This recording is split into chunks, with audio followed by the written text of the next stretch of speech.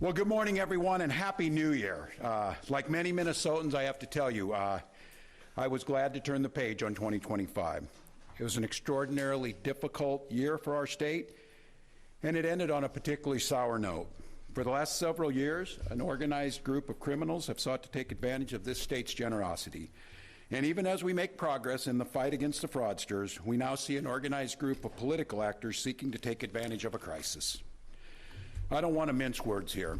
Donald Trump and his allies in Washington and in St. Paul and online want to make our state a colder, meaner place. They want to poison our people against each other by attacking our neighbors.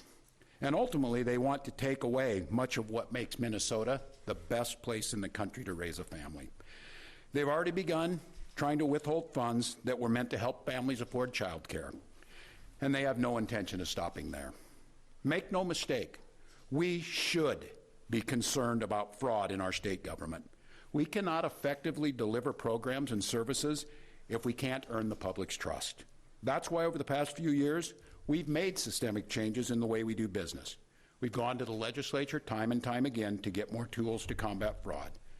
We've fired people who weren't doing their jobs. We've seen people go to jail for stealing from our state. We've cut off whole streams of funding in partnership with the federal government, where we saw widespread criminal activity. We've put new locks on the doors of our remaining programs, and we've hired a new head of program integrity to make sure that those locks can't be broken. All across this state, Minnesotans are hard at work on this problem. Advocates, administrators, investigators are on the front lines defending the integrity of our state's programs, and I want to give a very heartfelt thank you to all of them. There is more to do. A single taxpayer dollar wasted on fraud should be intolerable. And while there's a role to play for everyone, from the legislature to prosecutors to insurance companies to local and county government, the buck does stop with me. My administration has been taking fast, decisive action to solve this crisis. We'll win the fight against the fraudsters. But the political gamesmanship we're seeing from Republicans is only making that fight harder.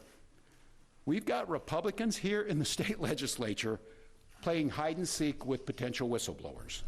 We've got conspiracy theorist right-wing YouTubers breaking into our daycares, demanding access to our children.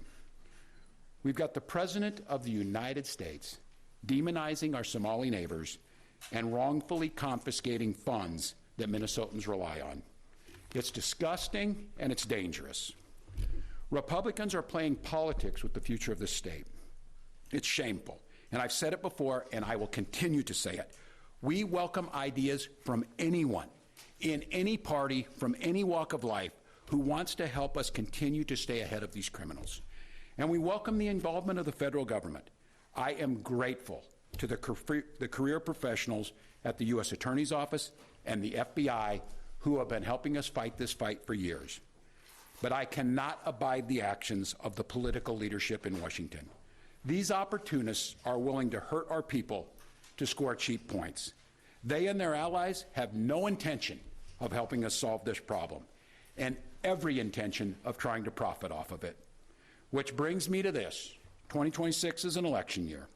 Election years have a way of ramping up the politics at a time when we simply can't afford more of that in Minnesota.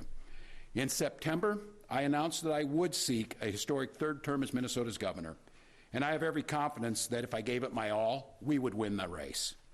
But as I reflect on this moment with my family and my team over the holidays, I came to the conclusion that I can't give a political campaign my all.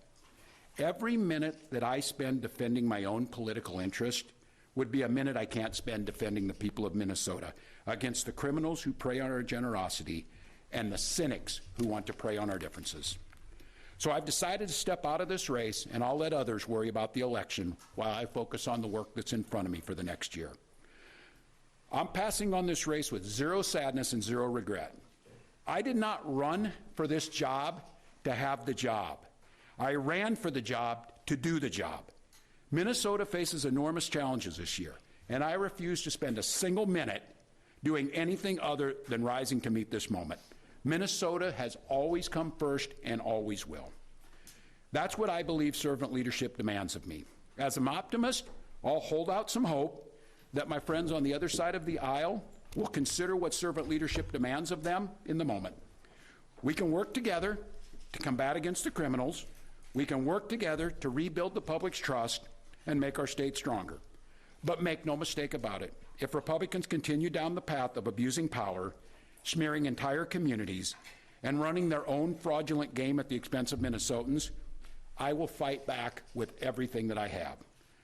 I am absolutely confident a Democratic and a DFLer will hold this seat come November. I'm confident that I'll find ways to contribute to the state that I love long after next January. But there'll be time to worry about all that later. Today, I'm proud of the work we've done to make Minnesota America's best place to live and raise kids. From our new paid leave policy to our child tax credit to our school lunch programs feeding every single child. And I'm doubly proud of the incredible team we put together to make this vision a reality. I want to take a moment to thank every member of my staff, to every single state employee who has been part of this fight. Now more than ever, I need you on the job. I need you to help work together to tackle the important work in front of us. And most of all, I want Minnesotans to know how grateful I am for the opportunity to serve this state, for the privilege that I have been given to serve in this office.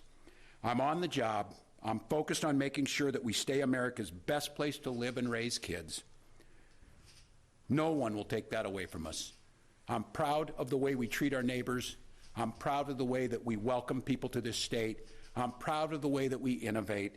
And I'm proud of the way that we are optimists for the future.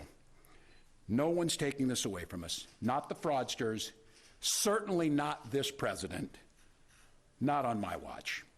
Tomorrow, I'll be back with you. I'll give you an update on America's best paid family medical leave program that is now a week into it. And at that time, I'll take all your questions. Thank you all.